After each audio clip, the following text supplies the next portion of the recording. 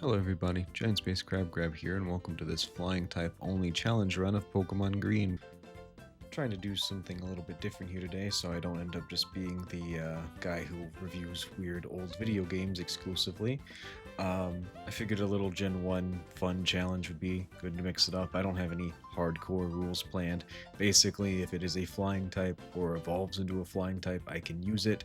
I can use other Pokemon if I need them to get past HMs, but other than that, I'm free. I'm not limiting myself on what items and things I can use. Looking over the list, we actually have a lot more variety than I thought we did, but we do need to keep in mind that this is Pokemon Green Gen 1. In fact, this is a bootleg of Pokemon Green, so this is as Gen 1 as you can get. So that means no special and physical split, no special split even, and Gen 1 movesets, which are all pretty bad.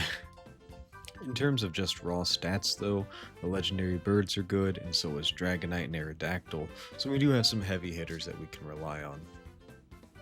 Before we can grab anybody that powerful though, we have to pick our starter. We can choose Charmander since he evolves into Charizard, and we can have him, basically in the background for later. In fact, that's what I end up naming him here. I do box him for a bit because I think I would have just been tempted to turn this into a Charizard solo run if I had to use him to get through Brock and Misty. No, instead of relying on Charizard, I choose to grab Sparrow and Pidgey, who I named Lenny and Not Lenny, respectfully. And these are the two that I'm going to hope can carry us through the early game. So let's check how that attempt at Brock goes.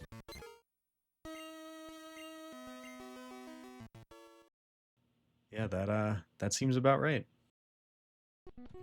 So we head back into the woods and have our birds peck at the local bug population for a couple hours and come back a little bit stronger. Also, I just realized it looking at a sprite there, but Brock keeps up the tradition of every video I've made so far having at least a shirtless anime guy in it, so that's cool. There really isn't much in the way of strategy at this point in the game. Brock has Geodude and Onix, both of whom are rock ground types, both of whom have crazy defense stats, and all of our attacks, being normal and flying type, are physical, and our guys don't have the most impressive physical stats anyway. So I do my best to use Leer to weaken Geodude in this fight, and by some miracle we actually get through Geodude, and then we just have to rely on Onix having bad AI. That's something you can actually do quite a bit in Gen 1. There's ways to manipulate the AI into making bad moves, but sometimes they just click the bad moves because it's the only thing they have. Onix has Bide, which is one of the worst moves, because it kind of locks you into it for 2 to 3 turns. I don't know if that changes in other generations, but how it works in Gen 1 at least, you use Bide, you take damage for 2 to 3 turns, and then pay it back trifold. So when he's using Bide, you just sand attack him, and then his regular attacks whenever he clicks them, miss. Is it cheap? Yes. Do I feel bad about it? No. I had 2 birds, and I had to kill 2 rocks. There's also this real weird section in the middle of our battle where he continues to use Screech over and over, and that lets me get sand attacks off as well as some quick attacks off for some damage. Don't know why. I'm not even going to pretend to understand why the AI in Gen 1 moves the way it does. I'm just happy it does, and that gets us the Boulder Badge, and we are probably on easy street for the rest of this game.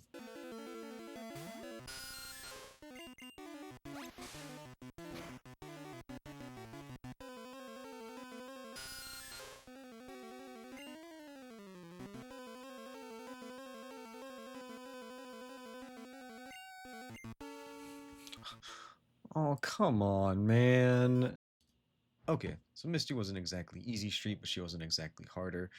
This is my second attempt, and I basically just went out into the little grass outside of Cerulean and got everybody a level.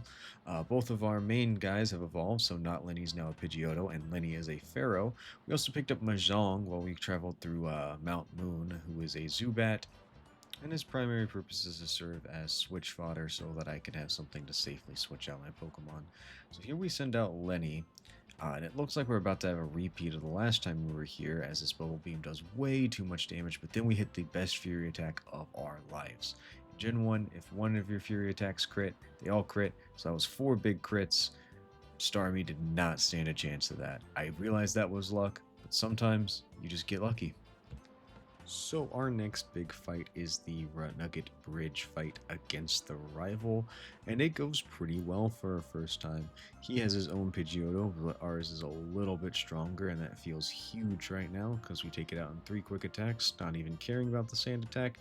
Abra is basically worthless at this point. It only knows teleport and probably would have died even if that wasn't a crit. Rattata is really not that scary at this point anymore. Eradicate's a little scary if you find those, but no Hyper Fang, no need to worry. And that just leaves Squirtle, who at this point I think his strongest move is Water Gun. So yeah, no, this fight goes pretty easy, which I'm glad because I know this fight can sometimes, depending on what the challenge is, trip people up. But you know, honestly, the flying only challenge isn't that bad so far because we have two pretty decent early game mons in the form of Pidgeotto and Lenny, or Pharaoh. Lenny and not Lenny are their names, yes, but Pharaoh's actually surprisingly pretty good for the early game. Oh, and I guess I probably should have said this at the beginning. I'm only going to be focusing on the important fights. Most of them I either won first time or second time through, so I might highlight the first form of us getting knocked out. But with that, Nugget Bridge goes by swimmingly. There's nothing too scary after that, so I'm just going to skip ahead to our SS and fight against the rival. And it ends up going pretty well, considering it's basically a one-for-one rematch. Neither of us have had much room to train. 2 of his Pokemon did evolve, though, so I guess he is working harder than I am. My guys are just a little bit of a higher level. As you did notice there, I am starting to train Mahjong here and end up giving up on him, I think, after this battle. I also had Cutman in the party, you may have noticed. He's a Meowth that I caught to cut the trees so that we could progress in the area, and then I learned Meowth can't use Cut. So I decided it was actually time to take Charmander out of the box and start training him, so I taught him Cut. And then I learned, in Gen 1, you can't unlearn HMs, so my Charizard has Cut on him at the end of the game. And then, since I'm mashing the A button, I accidentally teach Lenny a mini-remove over top Fury Attack, which means his only actual attacking move for like the next 10 levels is Peck.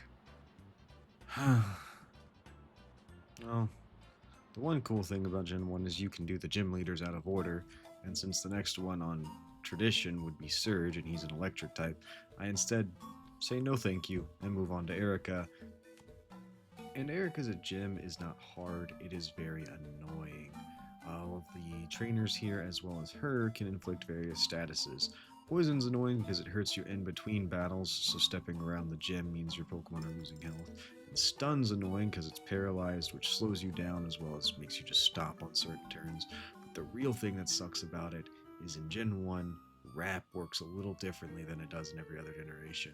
It actually keeps hitting you, and while you're wrapped, you can't do anything. So the opponent can just keep pressing Wrap, and as long as they're faster than you, you're basically stuck in a cycle where you just get the life squeezed out of you, and they can guarantee themselves being faster than you if they land a stun spore prior to you.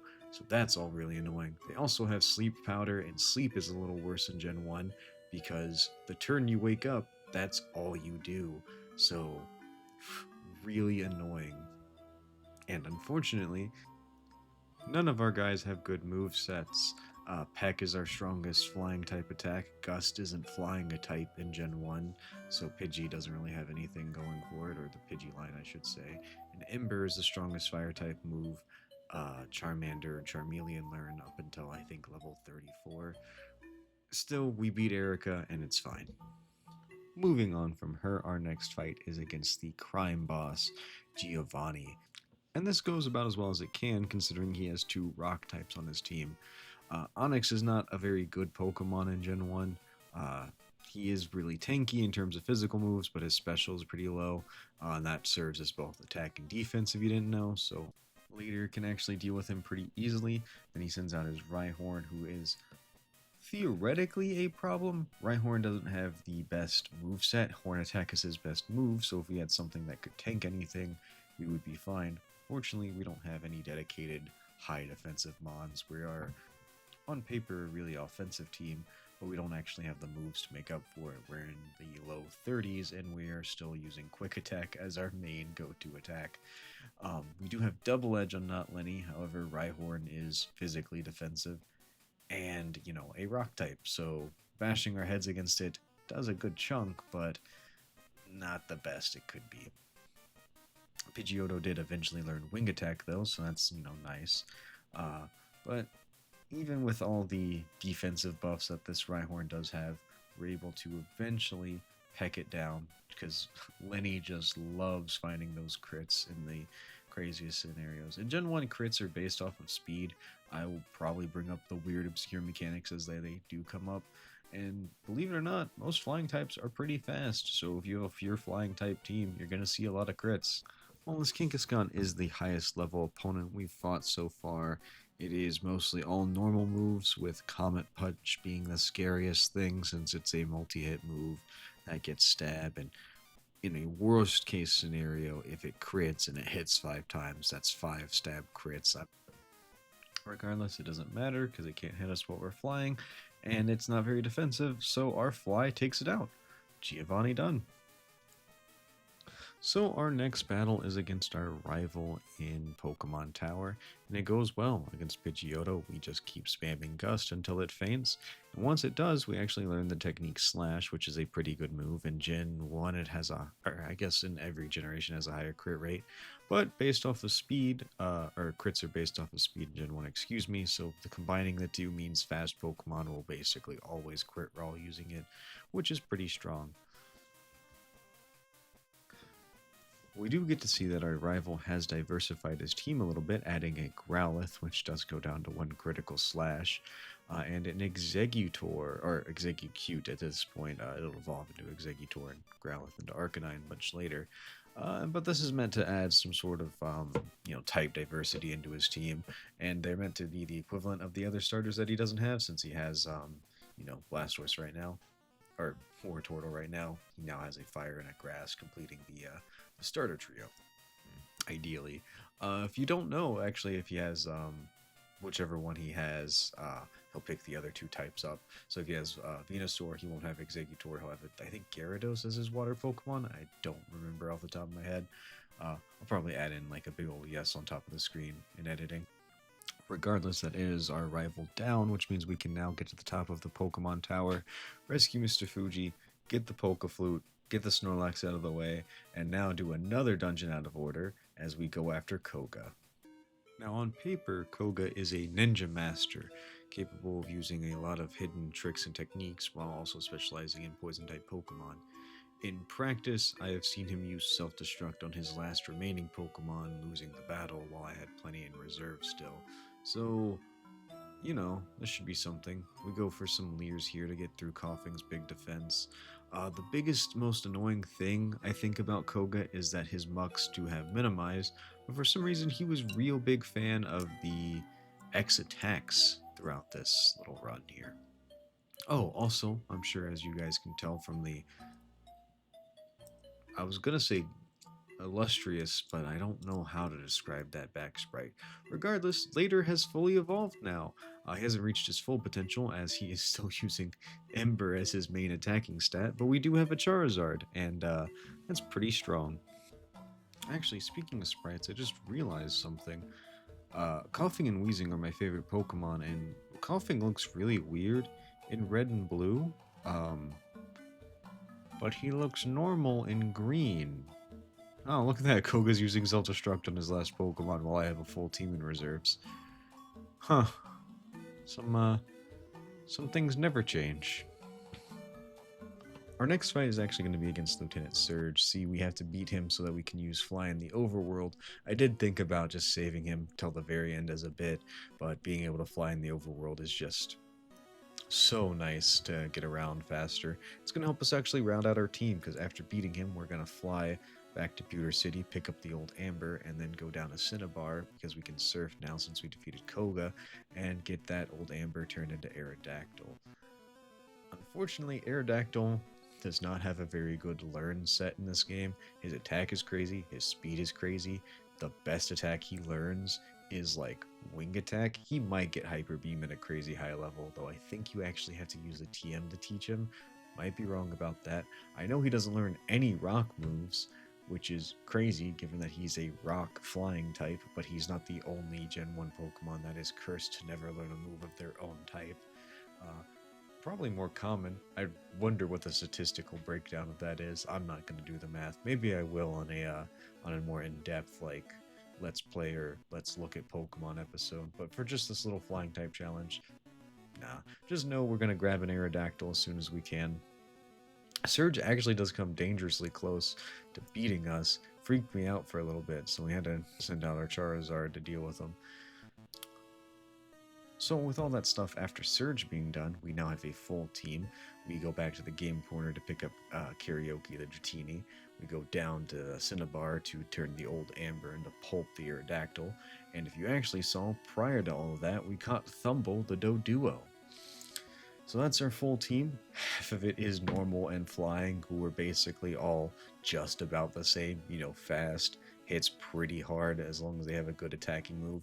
Pharaoh did learn, or excuse me, Lenny did learn Drill Peck, which is way better than regular Peck, and can make quick work of most of our rivals' team. Honestly, we're making quick work of every team slash boss that gets put in front of us.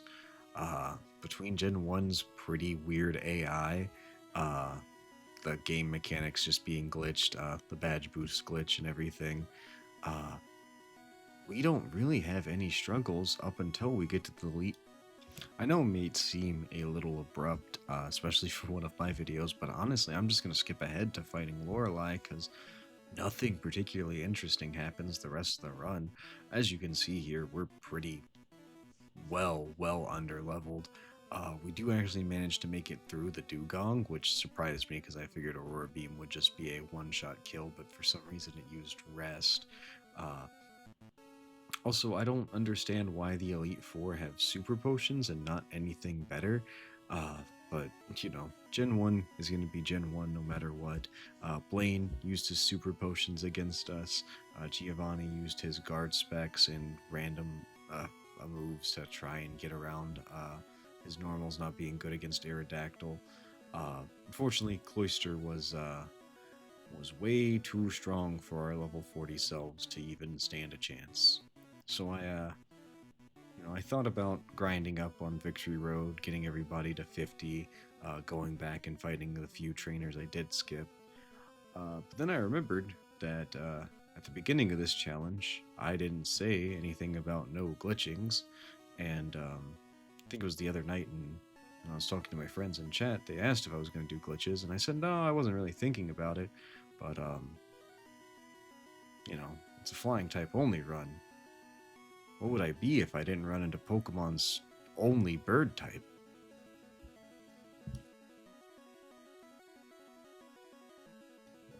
Now, I'm not as familiar with glitching these games as I was as a kid.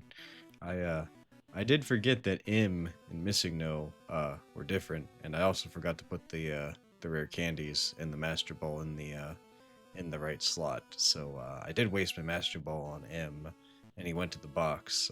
If you don't know, if you put M in the box, he crashes the game because you try to pick him up as level 0. If you get him out, though, he evolves into, if you just have like an empty space in your party, he'll evolve into a Kangaskhan that can learn Fly, which is pretty cool. Would have been a good bit to have him on the team, but I messed that up. I did come back here with rare candies though, and had Missing No glitch them. I had a weird thing, don't know if it's because it's a bootleg or if it's green, where instead of giving me like the 100 items it's supposed to give you, it gave me 18, and then the next time it gave me 118. No clue. I'm not even gonna pretend to understand it. But yeah, with those, it was time for the Elite Four second try. So when you're actually on par with them, the Elite Four are kind of easy. Thunderbolt gets us through most of Lorelei's team, minus the the Jinx, who we Hyper Beam, and it goes down, and that leaves her Lapras, who does actually survive her Thunderbolt, and Blizzards us, which takes us out. And unfortunately, we have a whole team of people that are about on Lapras's level. Even if we lose people, it's fine, not a Nuzlocke, so we're good to just keep going, power through. Lorelei is done. Next up is Bruno, the alleged fighting trainer with multiple rock Pokemon, and it's here I realize that Dragonite, on top of being really good, just stats-wise, is also one of the few Pokemon in this game that has the potential for a good moveset, assuming you've saved TMs or you're willing to use HMs. Because Dragonite can really solo this whole thing if you let it get strong enough, because Bruno just dies to Surf all the time, and Thunderbolt clears Lorelei, and it can hold its own against Agatha, and the only issue of Lances that it has is, well, believe it or not, the other Dragonite, which I'm pretty sure he can get Ice Beam to deal with himself, so yeah, no, Dragonite's crazy good in this. But I do my best to try and let the other Pokemon not try not to let this just be the Dragonite show, though that is definitely what it's gonna turn into here in a second. Yeah, as you can see there, we still have some of the glitched rare candies. I tried to get everybody to 50, and just see if I can get it as that. I want to try and beat this as low level as possible. It's kind of an extension of the challenge. I did get Dragonite up to 55, so it would actually be Dragonite. Agatha's not too scary. There are some annoying things like Confuse Ray and stuff like that, but honestly, Gengar in Gen 1 isn't too scary because, well, the best ghost type attack in Gen 1 is Nightshade, and that does damage equal to your level. I guess Lick is the second best, and I think that has a base power of like 15. He has really good stats, but no good moves to really take advantage of them. And I think Poison's all physical, so yeah, Toxic's annoying, but we have a bunch of full heals, and we managed to power through Agatha. And that leaves just Lance, who doesn't have the best team. It's hard to be a Dragon-type trainer in the region where there is exactly, I guess, one Dragon-type line. You would have multiple of them. I think that'd be an interesting idea for him to have a Dratini, a Dragonair, and a Dragonite. Dragonite being carried by its stats, and then the other two being carried by like a stronger move pool to show off the if you don't evolve Pokemon, they get better moves. Or better moves faster, I should say. Eventually, they should all learn about the same things. But we crush his Gyarados. Thunderbolt, it's just, 4 times weak is not a good thing to be in Gen 1. His Dragonairs, I was a little freaked out by, so I tried to spread it out more. I definitely could have focused more. I probably could have taken him out, probably with just a Hyper Beam now that I think about it. But Aerodactyl versus Aerodactyl, it's kind of annoying because he wants to use Supersonic against me, since it's the one thing that Rock doesn't resist that he has. He's really lucky hitting those all the time, and he gets that crit on Charizard, and he gets that crit there. It's really annoying, and it really does help him out a lot. He gets that crit there, which leaves Lance's final Dragonite, who's got Barrier, Agility, and a couple other moves, and it really messes me up here. The Slam, the Barriers, even with that crit there, I don't think it's going to end up mattering, because I believe right here he uses a Hyper Potion, and it's like all my hard work was for naught. And all those barriers have stacked up to make him way too tanky. I use Thunderbolt. I'm just going to try and whittle him down, hopefully get a paralysis to go off here. We do get one, then that Hyper Beam comes in, crits, and it is over. Our Wing Attack is not enough to get through his 40-something barriers that he put up. And I sit here and I'm thinking to myself, oh, is Flamethrower going to be enough? I actually do the damage calc, and it's like just enough with the stats. And then I finally go and click it, and then I remember that he used Agility, and he's actually faster than me, even though he's paralyzed. I find my way back to Lance. I'm not going to re-show the Elite Four battles. We do get a couple levels off of them, but this is my second attempt at Lance. Thunderbolt one-shots Gyarados now. I think it was just a roll. With the Dragonairs, I do end up using my Hyper Beam attack instead. In Gen 1, and Gen 1 exclusively, if you get a KO with Hyper Beam, you actually don't have a rest period. So I just focus on using Dragonite as much as possible in this fight, and clears. The only thing he has an issue with is the other Dragonite. I didn't want to use the Ice Beam, go back and grab the Ice Beam TM or the Blizzard TM because I knew it would just miss. So I just focus on hitting him as hard as I can. I do end up rotating my team out, trying to get somebody else who might have something on him. Surf doesn't kill him. But we go for the second one, still doesn't kill him, and then I see the worst news of all time, the Hyper Potion, and I'm worried that this is going to actually be a third or fourth attempt. I keep using Surf to try and get a little bit more. He has to recharge his, and then we get a crit on our last Hyper Beam. Karaoke, the Dragonite, is so strong. Unbelievable. But there is one more challenge at the end of this. We heal up our team, and we get ready to face our rival, Rock Boy, for all the marbles here at the end. For the most part, our team is so relatively super under-leveled for this part. We're all sitting at like 50s. We end up losing later here to Alakazam. I try and out-muscle him with Pulp, but Wing Attack is just so piddly that it does not do enough. And I thought about instinctively clicking Bite there, but it's normal type. Dark type doesn't exist yet. He gets a Reflect off, but it is not enough. We manage to take him out with Tri Attack, with Thumble. And Rhydon is still 4 times weak to water, so Karaoke Surfing is still our best option here. I do think about just having Karaoke stay out and deal with everything, and lo and behold, he sends out Arcanine, so we just surf it. It lives, takedown, and it takes about half of its own health out. We surf it again, and it's gone. I believe this will leave Exeggutor. We send out Not Lenny, and we have a very annoying realization that Wing Attack is just the worst move ever, man. Why? I gotta get something better on these birds. I guess I could have taught them all Fly, but that felt what's it called? Overly redundant. We Drill Peck it, that leaves his Blastoise. We do our best to try and take it out our own style, leaving Lenny and Karaoke. Lenny hits it with Fly, gets it pretty low with a crit, but Blizzard takes out Lenny, and, well, Thunderbolt is what's going to win us this game.